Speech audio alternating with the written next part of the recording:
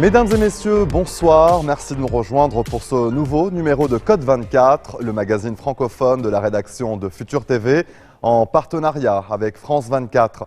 Code 24, votre code d'accès à la planète info. Passons tout de suite au sommaire de cette édition.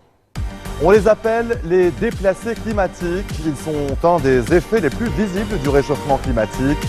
Il pourrait être jusqu'à 200 millions en 2050. Direction Diyarbakir, devenu le théâtre d'une guerre à huis clos qui oppose l'armée turque aux rebelles du PKK. 6 quartiers de Suruçi sont sous blocus depuis 51 jours. En Chine, les syndicats sont interdits, mais cela ne fait pas taire les protestations. Une flambée contestataire qui inquiète le régime et qui provoque une répression sans précédent. Ce soir, dans Code 24, direction Florence en Italie, où la forteresse des Basso accueille la 89e édition du Pitti Uomo, le plus grand des salons de mode masculine. Las Vegas, ses casinos, sa folie, les grandeurs et son traditionnel Consumer Electronics Show. Coup de projecteur sur la délégation French Tech. 5 ans après la Révolution, la Tunisie porte encore le lourd héritage du régime Ben Ali. Aujourd'hui encore, des associations dénoncent une utilisation bien trop fréquente des violences physiques injustifiées par les forces de l'ordre. Et en fin d'édition, nous vous ouvrirons les portes de la maison Cos, la plus ancienne ganterie française. On y fabrique des gants d'exception. La grande migration climatique a-t-elle commencé? Les réfugiés affluent déjà dans les camps. Il pourrait être jusqu'à 200 millions en 2050. Et pour l'instant, ces réfugiés d'un genre nouveau n'ont aucun statut pour les protéger.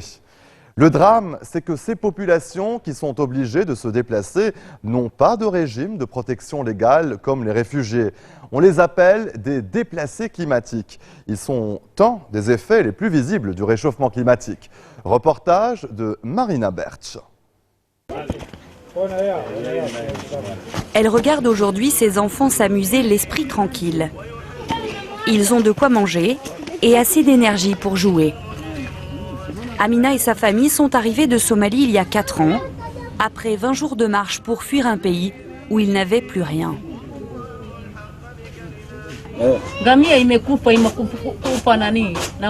Il y avait un chameau mort qu'on avait repéré dans le lit d'une rivière. On l'a mangé. Les enfants sont tombés malades, ils avaient une diarrhée sévère. Ils ont commencé à vomir juste après avoir mangé la viande de ce chameau. Après 20 jours d'épreuve, nous avons eu de la chance. Un camion est arrivé. On nous a demandé de monter et ils nous ont emmenés à la frontière avec le Kenya. Comme plusieurs centaines de milliers de personnes, Amina fut victime en 2011 de la pire sécheresse d'Afrique de l'Est en 60 ans. 260 000 morts, des enfants pour la moitié. Aucune chance de survie pour Amina et sa famille qui cultivaient des terres. On n'avait pas à manger, c'était la famine. Il n'y avait pas de pluie. S'il ne pleut pas, on ne peut pas produire de la nourriture. La terre ne produit rien. Nous étions affamés. 30% des réfugiés de Kakuma viennent de Somalie. En réalité, pour l'instant, seuls ceux qui fuient un pays en guerre ont accès à un camp de réfugiés. Ces Somaliens ont donc mis leur nationalité en avant, même si la vraie raison de leur présence à Kakuma est tout autre. On pense toujours que les gens viennent dans un camp de réfugiés à cause de la guerre, mais visiblement ici, il y a un autre type de personnes venues à cause de la sécheresse. Oui, absolument. Il y a beaucoup de gens qui viennent dans ce camp à cause de la sécheresse. Par exemple, en 2011, il y a eu une très grave sécheresse dans la Corne de l'Afrique. Des milliers et des milliers de gens ont été déplacés. En un jour, il arrivait parfois jusqu'à 2000 personnes dans le camp. Des gens qui venaient de la Somalie, d'Éthiopie et d'autres pays d'Afrique. Alors à cause du réchauffement climatique, est-ce qu'on doit s'attendre à voir de plus en plus de gens dans cette situation dans les années à venir? Oui, bien sûr. À cause du changement climatique que l'on voit actuellement dans la Corne de l'Afrique, on s'attend à ce que plus de réfugiés arrivent dans ce cas et dans d'autres camps. Vous vous préparez? Oui, en fait, en ce moment, on se prépare en permanence, nous les ONG, les agences humanitaires et le gouvernement kényan, pour pouvoir faire face à ce genre de désastre. Conflit ou sécheresse, pour Ibrahim, les deux ont joué. Il était cultivateur, c'est la famine aggravée par la guerre qui lui a fait prendre le chemin de l'exil.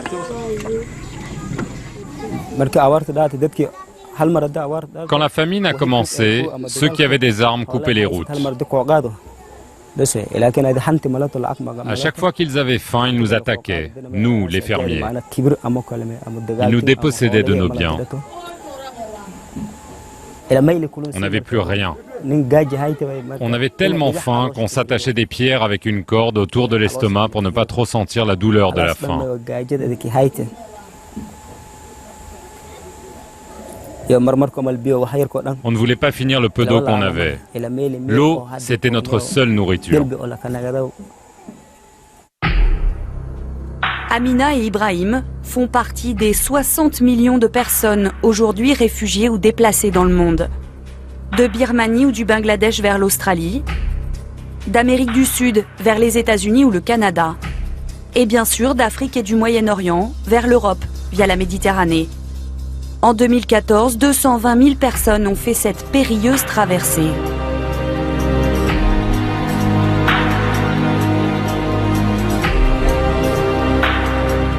Parmi ces Syriens, Érythréens ou Nigérians, des réfugiés politiques, mais aussi de très nombreuses victimes du changement climatique.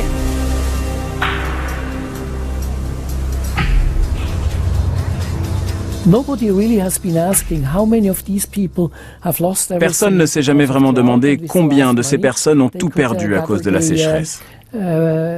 Avec le peu d'argent qu'il leur restait, ils ont décidé de s'exiler en Europe. Mais on ne sait pas combien de familles ont envoyé leurs enfants sur ces chemins précaires et dangereux parce qu'ils ont perdu espoir, tout simplement. La Convention de Genève de 1951 sur les réfugiés ne mentionne pas le changement climatique. L'initiative Nansen, un lobby lancé par la Suisse et la Norvège, veut changer cela. Le patron de l'Agence de l'ONU pour les réfugiés est déjà convaincu, il faut donner des droits aux déplacés environnementaux. Le drame, c'est que ces populations qui sont obligées à se déplacer, la plupart d'ailleurs restent dans leur pays, mais ceux qui croisent les frontières n'ont pas un régime de protection légale comme les réfugiés pour des raisons de politique ou de persécution d'une autre nature. Il y a un vide du point de vue du régime de protection. Ces gens sont d'une certaine façon délaissés. Ils sont délaissés parce qu'ils ne correspondent à aucune loi internationale. Et on le voit parce que quand on parle de ces gens qui passent les frontières, on n'a pas de chiffres. La raison en est simple, ce qui n'est pas défini n'est pas compté. Pourtant, la nouvelle donne climatique a déjà un impact inattendu sur le front politique. Prenez la guerre en Syrie. Entre 2006 et 2009, le croissant fertile est touché par la pire sécheresse de son histoire. Et si elle avait en partie nourri la révolte qui a éclaté au printemps 2011 ? Une théorie relayée par la très sérieuse Académie américaine des sciences. Les famines et les problèmes d'agriculture me semblent être un problème de sécurité alimentaire essentiel qui peut nourrir les conflits. La faim est un puissant moteur de révolution. La révolution française part d'une famine dans les campagnes. Le printemps arabe est lié au départ à une contestation contre la hausse du prix des denrées alimentaires. Et donc, je pense qu'il ne faut pas sous-estimer le potentiel révolutionnaire des famines. Mais voilà une des plus grandes causes de fuite.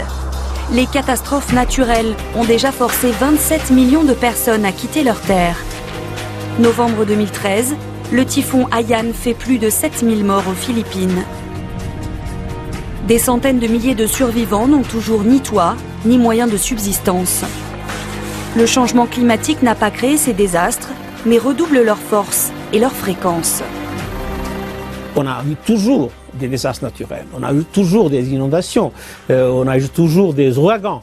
Mais maintenant, ils sont en plus grand nombre, d'une intensité plus grande et avec des conséquences humanitaires plus tragiques. Près de 140 000 migrants sont arrivés en Europe depuis le début 2015, la plupart ici en Italie. Une avocate étudie la question de près pour donner des droits aux migrants du climat. Anna Brambilla veut créer un précédent sans attendre une nouvelle convention. Je crois que nous sommes dans l'obligation de leur offrir une vraie protection. Accueillir les personnes et leur donner la possibilité d'avoir une nouvelle vie. C'est pour ça que ce sera important de créer un précédent en utilisant les outils juridiques qui existent déjà. Ce qui nous permettrait d'aider les réfugiés climatiques tout de suite et non pas dans plusieurs années. Mohamed Punchou, venu du Bangladesh, a besoin d'aide sans attendre. Arrivé il y a quelques mois à Lampedusa après 5 jours de traversée en Méditerranée, il est demandeur d'asile en Italie. Il a fui sa vie de fermier dans son pays, une terre noyée par les eaux. Parfois là-bas il y a beaucoup de pluie et quand ça arrive, la rivière monte et déborde. La rivière est très puissante, elle emporte les terres vers l'océan avec force. Voilà ce que je voyais quand j'étais au Bangladesh. Chez lui, la terre manque, alors les tensions naissent. Un jour, ses champs et sa maison lui ont été retirés, son père et son frère tués alors qu'ils protestaient. Voilà le lien avec le changement climatique. Dites-lui que clairement il n'y a pas de rapport direct. Mais à cause du changement climatique, les terres à disposition sont moins nombreuses. Ça entraîne en soi une plus grande violence au sein des villages.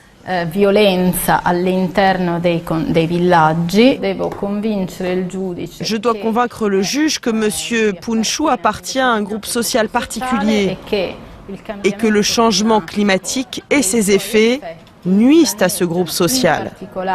Et qu'en plus, ces gens ne peuvent obtenir aucune protection de la part des autorités de leur État.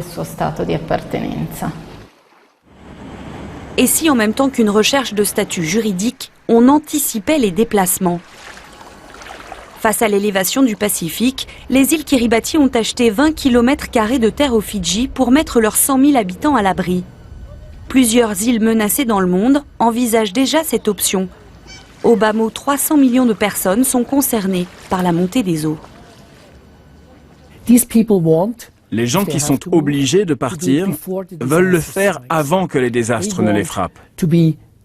Ils veulent être, si c'est nécessaire et en dernier recours, relocalisés de façon organisée pour qu'ils puissent être impliqués dans la décision. Ça pose énormément de questions, énormément d'enjeux, notamment en matière de droits de l'homme, mais je pense que plus tôt on s'y prépare et davantage on va parvenir à minimiser le traumatisme pour les populations déplacées.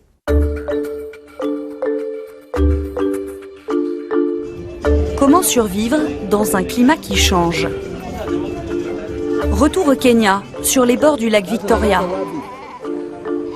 C'est en ce moment la saison des pluies, mais avec le changement climatique, elles durent moins longtemps qu'avant et sont devenues complètement imprévisibles. Alors pour faire face à ces changements, un nouveau type de ferme a vu le jour, une ferme intelligente.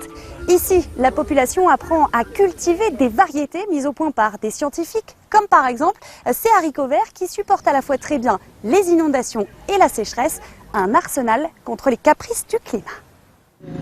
Ce matin, une vingtaine d'agriculteurs reçoit 1 heure de formation. Merci à tous d'être venus.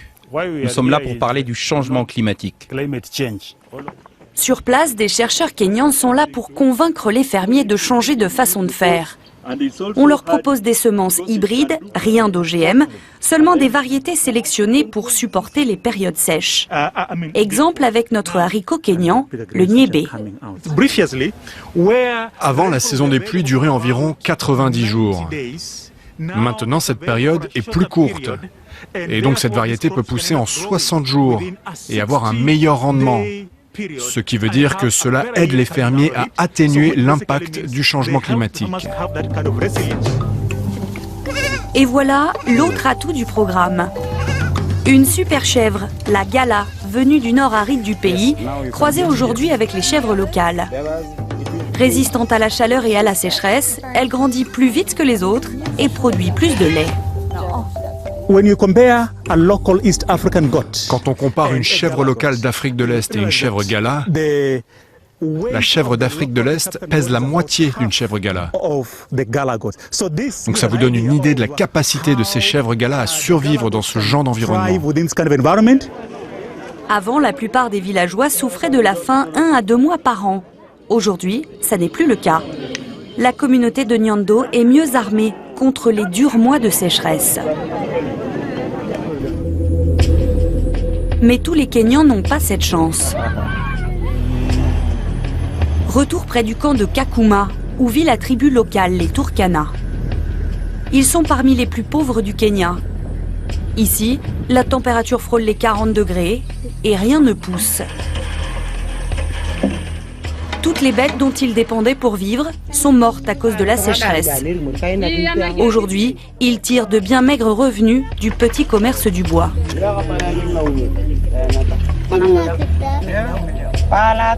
J'ai ramassé ce bois dans les collines. Demain, je vais l'emmener au camp de réfugiés. Je vais y chercher de la nourriture pour mes enfants à cause de la famine. Là-bas, une femme m'achète ses fagots en échange d'une tasse de nourriture. Je mets tout ce qu'on me donne dans un sac et je rapporte ça à la maison. Je cuisine pour les enfants et demain, je recommencerai. Ils travaillent donc indirectement pour les réfugiés, mais eux ne reçoivent aucune assistance. Ils sont kenyans, pas somaliens, et n'ont donc pas accès au camp et à l'aide de l'ONU. Quand vous avez faim et que vous êtes un réfugié comme ceux dans le camp, ils vous apportent à manger. Et vous, vous restez assis à rien faire. Vous pensez que c'est pas bien? Ils vous apportent tout. Le bois, la nourriture, et vous, vous restez assis. Ils ont la belle vie, les réfugiés. Toutes les victimes du changement climatique ne vont pas traverser les frontières. Certains se déplaceront dans leur pays.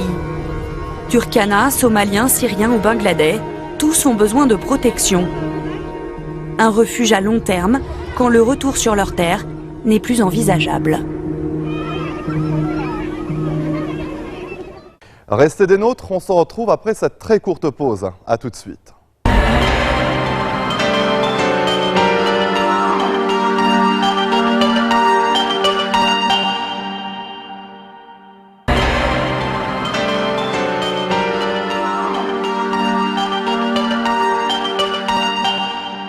En Turquie, dans le sud-est à majorité kurde, les affrontements qui opposent l'armée aux rebelles du PKK se propagent à une vitesse inquiétante. Depuis le mois de décembre, plusieurs villes ou quartiers vivent sous couvre-feu permanent. C'est le cas dans le centre-ville historique de Diyarbakir. 6 quartiers de Suruçi sont sous blocus depuis 51 jours. La guerre se déroule dans un huis clos total. Les correspondants de France 24 sont allés à la rencontre des habitants de ces quartiers qui ont dû fuir et ont pour la plupart tout perdu. Alper Çakıcı et Fatma Kizilboa. Ces images ont été filmées par un hélicoptère de l'armée turque.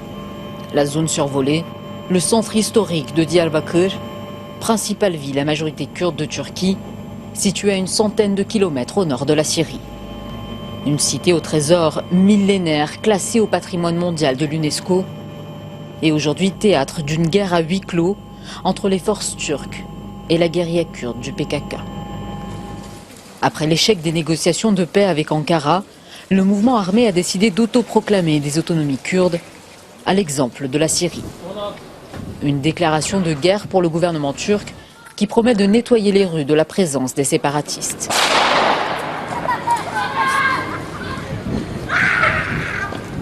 Résultat, 6 quartiers sont placés sous couvre-feu permanent depuis plus d'un mois. Un blocus total surveillé par les brigades antiterroristes envoyées en renfort par centaines dans les rues de la ville. Les très rares chanceux dont les maisons sont encore accessibles emportent avec eux tout ce qu'ils peuvent. Au total, ce sont près de 24 000 personnes qui ont été contraintes de tout abandonner pour échapper aux violences. Et selon les autorités locales, au moins 3 000 autres vivraient encore dans les zones de combat. Je ne sais pas quoi vous dire, mais franchement, à quoi est-ce que ça rime tout ça? Cela faisait presque 2 mois que nous vivions cloîtrés à l'intérieur. Jamais, ni moi, ni mes ancêtres, n'avions vécu chose pareille. Au café du coin, l'ambiance est tout aussi fataliste. Ces hommes affirment avoir tout perdu. Des Kurdes qui reprochent aux autorités l'usage d'une force excessive, mais qui en veulent tout autant au PKK, qui a décidé d'importer la guerre en zone urbaine. Ma maison a été bombardée. Aujourd'hui, elle est en ruine. Ça n'est plus qu'un tas de pierres. J'ai dû tout abandonner et je ne sais pas comment résister contre tout ce déchaînement. D'un côté, il y a l'État turc qui lutte contre des gens qui disent vouloir créer un autre État. Qu'est-ce que des pauvres citoyens comme nous peuvent faire dans tout cela? Comme si un État ne suffisait pas, on va en avoir 2. Une guerre dont les dommages économiques s'estiment d'ores et déjà à plusieurs millions d'euros. Le caravansérail de Hassan Pacha, l'un des joyaux de cette ville située sur la route de la soie, n'est aujourd'hui qu'un vieux bâtiment désert qui juxtapose la ligne de front. L'un de ses commerçants affirme être aujourd'hui au bord de la faillite. Tous mes employés, tous ceux qui travaillaient ici, sont des personnes issues de milieux pauvres.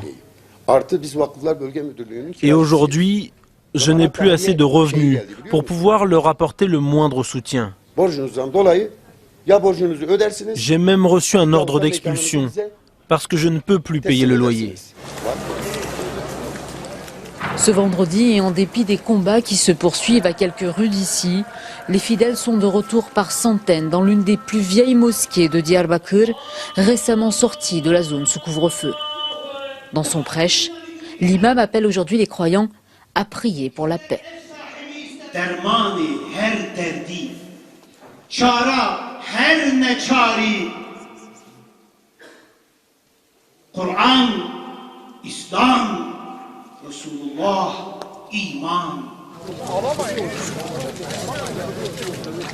J'appelle cela de la démence. Il faut que les Kurdes prennent une décision une bonne fois pour toutes. Soit qu'on accepte le régime parlementaire, ça veut dire se battre aux côtés des Turcs pour plus de démocratie, soit prendre le chemin sans retour de la guerre. Une croisée des chemins qui risque de faire sombrer la Turquie dans une guerre assez familière, mais dont les conséquences pourraient cette fois devenir irréversibles.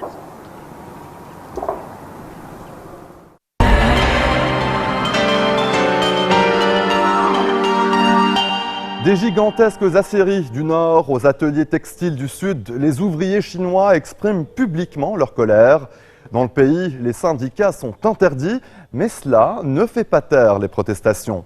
Depuis janvier, il y a eu 2354 grèves et mouvements sociaux dans tout le pays, d'après l'ONG hongkongaise China Labour Bulletin, presque le double de l'an dernier. Conséquence du ralentissement économique et de la mise en place de mesures environnementales, cette flambée contestataire inquiète le régime et provoque une répression sans précédent contre les associations de défense des travailleurs. Reportage signé Pierre-Philippe Beurson. Le ciel bleu est revenu au-dessus de l'usine Songting. Pendant des années, cette aciérie crachait les plus hautes fumées de la région. Elle est désormais à l'arrêt et les autorités veulent à tout prix cacher sa fermeture. Stop, arrêtez de filmer. Vous n'avez pas le droit. Policiers et agents de la propagande nous arrêtent et bloquent la route pendant plus d'1 heure. La fermeture de cette aciérie d'État est un sujet sensible. Face à la baisse des commandes, la direction a licencié tous les ouvriers en novembre dernier. 3000 personnes remerciées du jour au lendemain. Ils ont protesté devant le siège du Parti communiste local. Des mouvements comme celui-ci, il y en a eu 2300 dans tout le pays en 2015, 2 fois plus que l'année précédente. Pourtant, en Chine, les manifestations sont interdites et les sanctions particulièrement sévères. Les ouvriers de Songting, qui ont osé protester, se confient. Nous les filmons en caméra discrète. Certains manifestants sont toujours en prison 20 jours après la manif. Nous, on demande de l'aide et on nous emprisonne. L'aciérie était le principal employeur de la ville de Xian'an. Comme tout le nord industriel chinois, la commune subit de plein fouet le ralentissement économique du pays. Les fermetures se succèdent et mettent à genoux toute une région, de quoi attiser la colère des habitants. Les prix de l'acier se sont effondrés. C'est mauvais pour toute l'économie. Personne ne peut supporter de perdre autant d'argent. Les jeunes partent chercher du travail ailleurs. Il n'y a que les vieillards qui restent. Autre secteur en crise, le charbon. 1200 mines ont fermé en 2015, victimes de la baisse de la demande et des mesures anti-pollution. Les autorités, pour améliorer la qualité de l'air, réduisent l'activité, comme ici à Majiagu. La mine tourne au ralenti et devrait stopper prochainement. Cet homme y a travaillé pendant plus de 20 ans. Le mois dernier, pour la première fois de sa vie, il a manifesté et réclamé le maintien de l'activité. Son témoignage est anonyme. Parler à un média étranger l'expose à de lourdes sanctions. On a organisé une manifestation parce que l'activité diminue et que nos salaires ne sont plus versés. On n'a plus de revenus. On a protesté pour obtenir nos droits et trouver une solution à cette impasse, mais rien ne change. Ça nous met, nous les mineurs, vraiment en colère. On ne touche même pas le revenu minimum. La colère est encore plus forte dans la province du Guangdong, au sud de la Chine. Cette région industrielle, surnommée l'usine du monde, enregistre 2 fois plus de grèves que le reste du pays. Cet homme se fait appeler Wen. Ancien ouvrier dans une usine d'électronique, il a rejoint une ONG de défense des travailleurs. Et pour lui, le climat actuel est explosif. Les commandes diminuent, les usines tournent au ralenti. Beaucoup d'ouvriers peinent à retrouver du travail. Ils n'ont plus de revenus, plus d'assurance, plus de couverture maladie. C'est pour cela qu'ils sont de plus en plus nombreux à se mettre en grève. Ils s'organisent et se défendent. Réponse des autorités, une vague d'arrestations sans précédent. À Canton le mois dernier, 50 avocats qui conseillaient des ouvriers grévistes ont été interrogés par la police. 6 d'entre eux sont toujours détenus. Cheng Yuan a également été inquiété. Son cabinet de droit du travail est toujours ouvert, mais en sursis.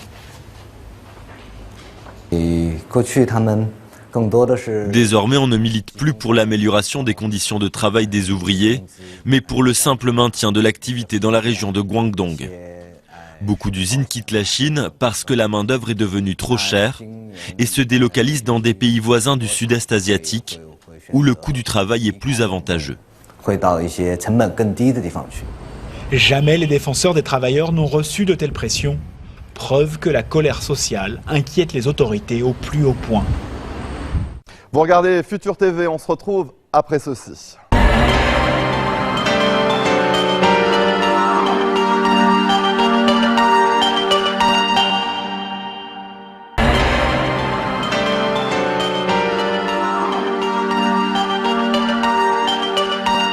Les hommes auraient une fâcheuse tendance à s'habiller de façon similaire selon leur catégorie sociale et leur culture. Mais pas à Florence, en Italie, où la forteresse des Basso accueille la 89e édition du Pitti Uomo, le plus grand des salons de mode masculine. La stratégie est claire, établir des synergies entre les acteurs du tourisme, de l'art et du textile. Et c'est au Pitti que le Coréen Junji a choisi de présenter en exclusivité sa collection hiver 2016. D'une manière générale, les hommes ont une fâcheuse tendance à s'habiller de façon similaire, selon leur catégorie sociale, leur fonction, leur culture et leur bon ou mauvais goût. Mais pas ici, pas à Florence en Italie, où la forteresse de Basso accueille la 89e édition du Pitti Uomo, le plus grand des salons de mode masculine. C'est un peu ce qu'on appelle surtout le Pitti People, de gens qui sont ici et qui s'habillent sûrement en italien et qui ont un style qui aujourd'hui est tout à fait global, jeune. Parce que la chose amusante, c'est que les jeunes s'habillent aujourd'hui comme les gens plus âgés et les gens âgés ils s'habillent comme les jeunes. 30 000 visiteurs, 1218 marques, dont plus de 500 étrangères. Le chiffre est en pleine expansion. En ce moment, la culture et surtout le tourisme italien est en train de changer sa peau. Il est en train d'ouvrir, surtout de la partie culturelle, le patrimoine national beaucoup plus qu'avant. La stratégie du gouvernement est claire, établir des synergies entre les acteurs du tourisme, de l'art et du textile afin de satisfaire les voyageurs férus de mode. C'est une partie de la culture italienne. Il est difficile de distinguer l'art et la culture du passé de l'art et la créativité contemporaine. La mode est la preuve que l'Italie a eu un passé important, mais fait également preuve aujourd'hui d'une grande inventivité. Mais en fait, la mode se retrouve partout. Absolument. Un styliste qui dessine un beau vêtement en Italie le dessine parce qu'il trouve précisément dans chaque chose la beauté italienne qui vient de l'art italien et de la culture italienne qu'il a en lui, même s'il n'en est pas conscient. Des mesures concrètes sont mises en place. Investissez dans le patrimoine italien et vous aurez droit à une déduction d'impôt de 65% sur 5 ans. Cela vous permettra d'investir dans de jeunes marques de mode comme celle de Vittorio Branchetio qui, après avoir passé 10 ans dans le prêt-à-porter féminin, construit aujourd'hui ses collections masculines sur la maille. Je n'ai utilisé pour cette collection que des matières d'une extraordinaire qualité. Cachemire, laine, coton et laine, cuir. Lui, c'est l'homme qui habite avec les loups. Federico Curadi en élève aujourd'hui 4 dans la campagne florentine. Depuis près de 20 ans qu'il travaille, il n'a jamais utilisé de fourrure et tous les textiles qu'il utilise sont écologiques. Dans la mode masculine, vous pouvez vous jouer de tous les codes. C'est plus équilibré que dans la mode féminine. Vous comprenez ce que j'essaie de vous expliquer? C'est comme en peinture. Trop, c'est horrible. Vous devez déterminer le moment exact où vous allez vous arrêter.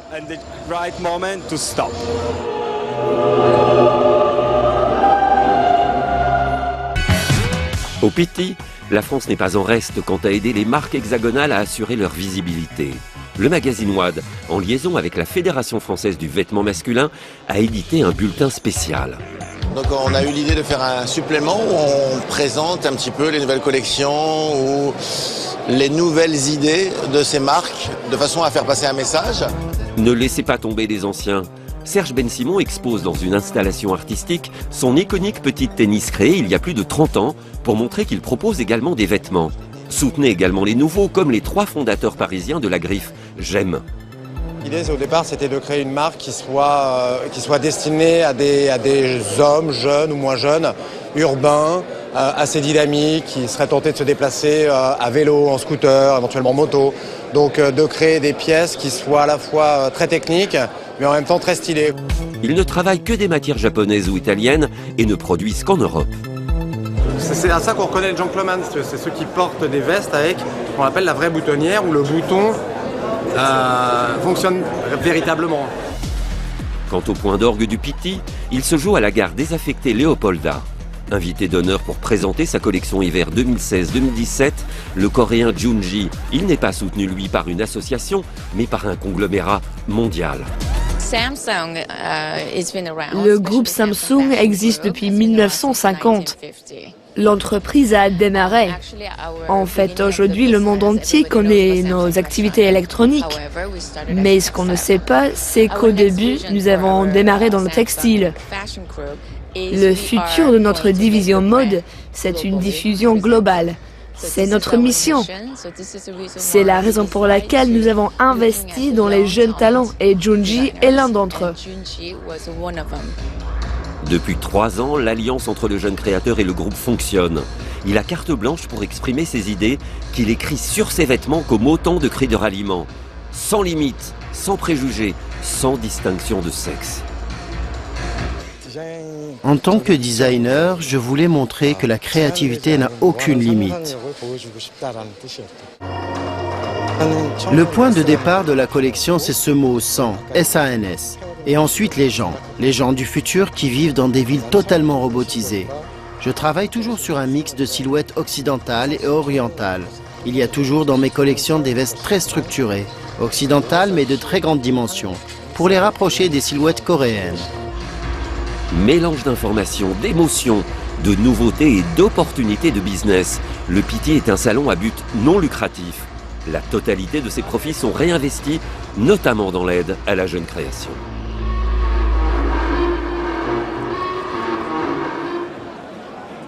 Las Vegas, ses casinos, sa folie des grandeurs et son traditionnel CES, le Consumer Electronics Show. Comme chaque année, en janvier, la grand-messe de l'électronique a encore frappé. 170 000 participants, 223 000 mètres carrés de stands et dont les travées des startups françaises très en forme. Reportage à la rencontre de la délégation French Tech signée Valérie Defer, Sébastien Viagna. Voici la première caméra pour filmer à 360 degrés et elle est française. Les trois optiques vont être fusionnées en fait, dans la caméra elle-même pour recréer un champ intégral sphérique qui permet de tout capturer autour de soi, au-dessus de soi et même en dessous. Et on va ensuite pouvoir revivre intégralement ce qu'on a vu sur un mobile, sur ordinateur et même dans un masque de réalité virtuelle comme l'Oculus Rift. Cette start-up lilloise a levé 4 millions d'euros auprès d'investisseurs internationaux.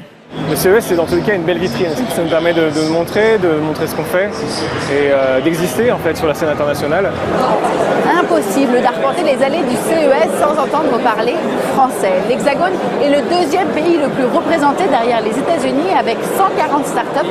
C'est 10 fois plus qu'il y a 3 ans. Le gouvernement a à cœur, au travers de nos actions et au travers, encore une fois, de la présence du ministre Macron, de montrer qu'il soutient cette prise de risque, qu'il soutient ces entrepreneurs, en espérant que certains d'entre eux deviendront les Google et Uber de demain. L'objectif ? Attirer de nouveaux investisseurs et surtout soutenir les jeunes entrepreneurs comme Guillaume Roland. Ce Nantais a conçu ce réveil olfactif, parfum, chocolat, croissant ou menthe. Comme ceci, on insère et en fait au matin il y a un flux d'air qui va être créé, qui va passer à travers la capsule et qui va réveiller donc l'utilisateur au bon moment et avec la bonne odeur. À tout juste 19 ans, il est le plus jeune français au CES.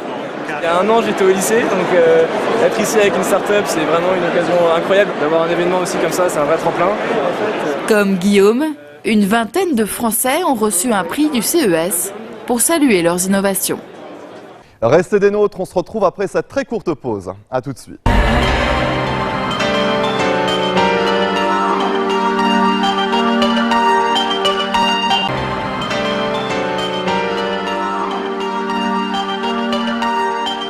La Tunisie marque les 5 ans de sa révolution. Le 14 janvier 2011, le président Zine El Abidine Ben Ali fuyait vers l'Arabie Saoudite. Depuis lors, la Tunisie fait sa transition démocratique. Une transition rendue difficile par les violences terroristes et une situation économique toujours très préoccupante. Le pays porte également le lourd héritage du précédent État policier. Aujourd'hui encore, des associations dénoncent une utilisation encore bien trop fréquente de la torture et des violences physiques injustifiées par les forces de l'ordre. Reportage signé Sandro Luciens et Amédit Lili. Dans le cimetière de Tunis, les pierres tombales sont toutes identiques. Mais il y en a une qui ressort, celle de Kaïs Berouma, identifiée seulement par un chiffre. Sa sœur refuse de faire sceller la tombe. Ça fait 1 mois qu'il est mort, mais on ne veut pas cimenter sa tombe. On a demandé à ce que son corps soit exhumé pour refaire un examen. Mais on ne veut surtout pas que ça soit un médecin légiste de l'État qui s'en occupe. On veut quelqu'un d'indépendant. N'importe quel médecin, tant qu'il ne travaille pas pour le gouvernement. Le médecin légiste mandaté par les autorités a conclu à une overdose de cannabis. Mais selon de nombreux témoins, Kaïs Berouma, soupçonné de vendre des drogues, a été sévèrement tabassé ici même par une dizaine de gardes nationaux le 5 octobre 2015, avant de mourir dans la soirée. Quand il est sorti dans le quartier, environ 10 hommes se sont précipités sur lui. Ils l'ont tout de suite frappé. Ils lui ont passé les menottes et ils lui ont donné des coups de pied. Ils ont fait rentrer les gens dans le café pour qu'ils ne puissent pas filmer la scène. Ça fait déjà 1 mois et on n'a toujours pas pu le pleurer comme il faut. On est tellement écœurés. Les forces de l'ordre font ce qu'elles veulent et ça n'est pas prêt de s'arrêter. Ces pratiques-là, ça va continuer. Une révolution, une nouvelle constitution et un prix Nobel de la paix n'ont pas suffi. La confiance entre la population et les forces de sécurité intérieure semble toujours fragile. Héritage de l'état policier de Ben Ali, La torture et la violence policière sont un combat quotidien pour l'avocate Radia Nasraoui. En 5 ans, l'organisation contre la torture en Tunisie a enregistré plus de 500 plaintes, dont une cinquantaine sur les 4 derniers mois. En novembre, Mohamed Rarsali aurait ainsi été passé à tabac dans un commissariat de Tunis. Il en a pour preuve un bras et une jambe cassés. Un policier m'a frappé. Je suis tombé par terre et puis le chef du commissariat est arrivé et il a commencé à me rouer de coups de pied. Après, je ne me souviens de rien. Je me suis réveillé à l'hôpital vers 22 h. Il voulait me donner de l'argent pour que je ne porte pas plainte. Cette pratique continue dans les prisons, dans les postes de police, les postes de la garde nationale. C'est une pratique à laquelle se sont habitués les policiers depuis des dizaines d'années. Il y a eu très peu de condamnations. Il y a des juges d'instruction qui laissent traîner les choses. Des fois, des juges d'instruction me disent nous sommes prêts à continuer l'enquête, mais le ministère de l'Intérieur ne nous répond pas. La volonté de changement, Issam Dardouri affirme pourtant qu'elle est bien là. L'inspecteur de police préside une organisation qui s'occupe de la relation entre les forces de l'ordre et les citoyens. Il y a des erreurs policières. Nous ne le nions pas. Il y a de la violence policière. Nous sommes une organisation sécuritaire et nous condamnons les violences contre les journalistes et contre le peuple tunisien. Il n'y a pas d'excuse, de telles pratiques sont interdites. Mais les policiers qui travaillent sur le terrain opèrent toujours selon des lois qui datent de 1982. Et puis la formation des nouvelles recrues est bien trop courte. Pour les réformes, l'État demande de la patience. Mais Rached Jaidan a déjà longtemps attendu. Emprisonné et torturé pendant 13 ans sous Ben Ali, il revient aujourd'hui dans les décombres de la prison du 9 avril. Il revient en boitant et avec une prothèse, souvenir du séjour au pavillon E. Ils nous disaient, vous allez laisser vos enfants ici. C'est-à-dire qu'ils vont essayer de nous frapper sur nos parties génitales. Et c'est ce qu'ils ont fait. Hein. Ils ont oublié qu'on a 10 millions d'enfants tunisiens. J'ai porté plainte contre ces tortionnaires pour ne plus voir ces choses reproduites encore une fois. En 5 ans de procès, Rached Jaidan a obtenu la condamnation symbolique de Ben Ali. Toutes ses autres plaintes ont été classées.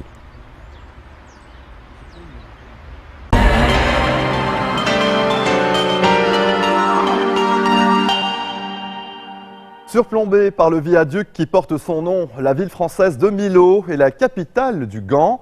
C'est sur les bords du Tarn, grâce à une tradition agro-pastorale ancestrale, que cette industrie est née. Aujourd'hui, les maisons de haute couture françaises font encore confectionner à Millau leurs plus beaux gants. Il s'agit de l'un des accessoires de mode les plus compliqués à réaliser. Grâce à des peausseries précieuses de veau, d'agneau, de pécari, on fabrique de véritables bijoux de main. Ce soir, dans Code 24, nous vous ouvrons les portes de la maison Causse, la plus ancienne ganterie française. On y fabrique des gants d'exception.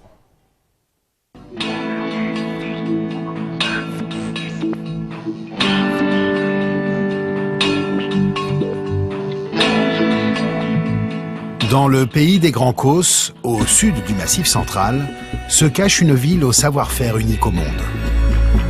Surplombée par le viaduc qui porte son nom, Millau est la capitale du Gand. C'est sur les bords du Tarn, grâce à une tradition agro-pastorale ancestrale, que cette industrie est née. Aujourd'hui, les maisons de haute couture françaises font encore confectionner à Millau leurs plus beaux gants. Tout commence dans l'une des dernières mégisseries de la ville. Dans la maison Alric, on tanne des peaux d'agneau et de veau. Ce sont les plus fines. Elles arrivent à l'état brut. Puis elles sont taillées et délainées avant de passer à l'étape clé, le tannage.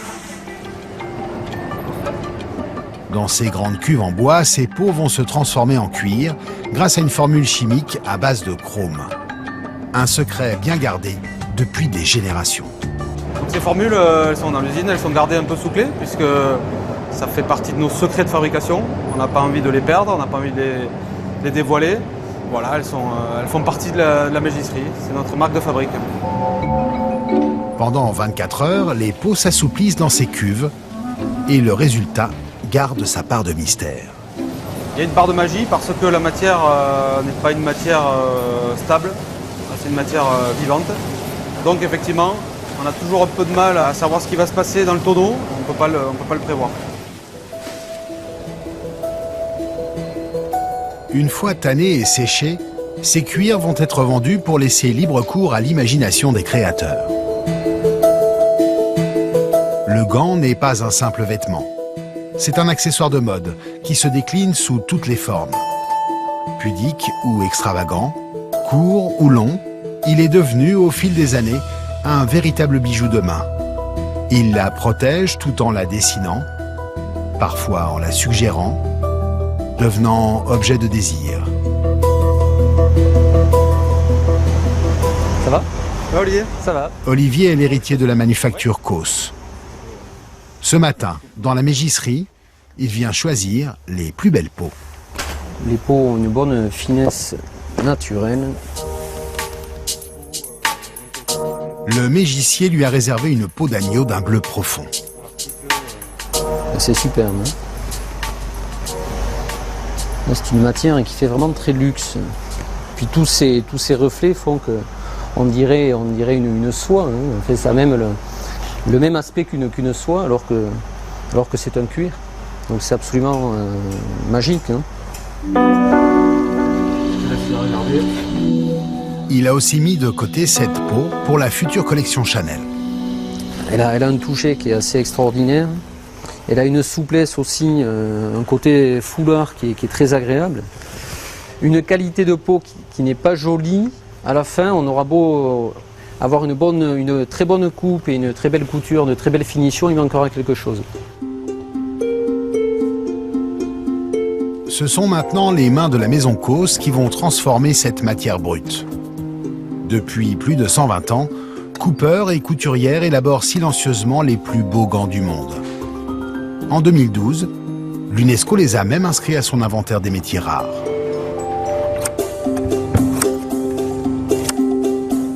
La première étape consiste à étirer le cuir pour l'affiner jusque dans ses bordures. Déjà, les petits détails comptent. On étire le cuir qui se situe entre sa main gauche et sa main droite. Les bordures, elles, n'ont pas été étirées. Donc le couteau à déborder vient nous permettre à étirer le cuir jusque dans sa bordure. Pourquoi? Parce qu'il ne faudrait pas, par exemple, sur un gant, que les extrémités des doigts finissent par s'allonger. Donc, d'où l'intérêt de déborder pour bien étirer le cuir jusqu'à son extrémité. Une fois la peau étirée, elle ne dépasse pas 4 mm d'épaisseur. Elle doit s'ajuster à toutes les articulations de la main. Après la découpe, le cuir est prêt à passer entre les doigts des couturières. C'est dans cet atelier que le gant prend forme. Assemblage des doigts, piqûre et couture, pose des chaînes, le gant revêt ses ornements les plus fins. On est sur des prises en couture de l'ordre de 1 mm, 1 mm et demi, grand maximum. C'est vraiment un travail de précision, d'adresse. Et sur cuir, on n'a pas droit à l'erreur puisque la moindre piqûre de travers se voit, ou s'il faut reprendre une couture, c'est pas possible puisque nous verrons à ce moment-là le trou de l'aiguille dans le cuir. Elles ont des doigts de fer. Il faut 12 mains pour confectionner une paire de gants. Chaque année, ici, on en fabrique 20 000. 20 000 sommes de tout petits détails. Le gant, c'est un vêtement, c'est un accessoire, c'est un bijou, c'est un peu les trois à la fois. Hein. Et c'est vrai qu'une silhouette avec une paire de gants, vraiment, ça finit parfaitement le style.